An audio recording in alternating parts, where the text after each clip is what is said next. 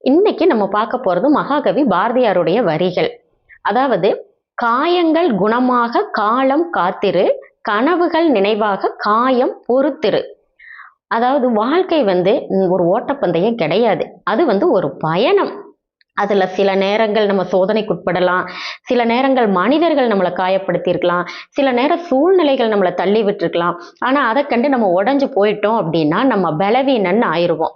காயங்களை நம்ம எவ்வளவுக்கு எவ்வளவு தாங்கிக்க பழகுறோமோ அவ்வளவுக்கு அவ்வளவு நம்ம பலசாகி ஆகிட்டு இருக்கிறோம். ஸோ நம்ம ஒரு பலசாலியா இருக்கும் பொழுது நம்ம எல்லாத்தையும் சாதிக்க நம்மளால முடியும். உன்னுடைய கனவுகள் மிக பெரியதா இருக்கா? அப்போ உன்னுடைய வழிகளும் அதிகமா தான் இருக்கும். உன்னுடைய கனவு சாதாரணமான கனவா இருந்தா சோதனைகள் சாதாரணமா இருக்கும். ஆனா அசாதாரண கனவா இருக்கும் பொழுது சோதனைகளையும் அசாதாரணமான சோதனைகளா தான் இருக்கும். சோ இந்த வழிகளை இன்னைக்கு நம்ம தாங்கி பழகிட்டோம் அப்படின்னா நம்மளுடைய வெற்றி கதை உலகத்தாரால பேசப்படும். சோ காயங்கள் நம்மளை கற்றுக் கொடுக்கும், கனவுகள் நம்மளை உயர்த்தி காமிக்கும். நம்மளுடைய பாரதியாருடைய வரிகள் நம்மளுக்கு இதைத்தான் சொல்ல வருது.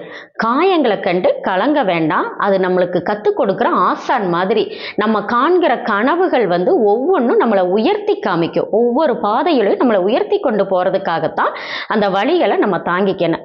ஸோ இந்த வரிகள் உங்களுக்கு பிடிச்சிருந்தா கமெண்ட் பண்ணுங்க, லைக் கொடுங்க. Okay, thank you.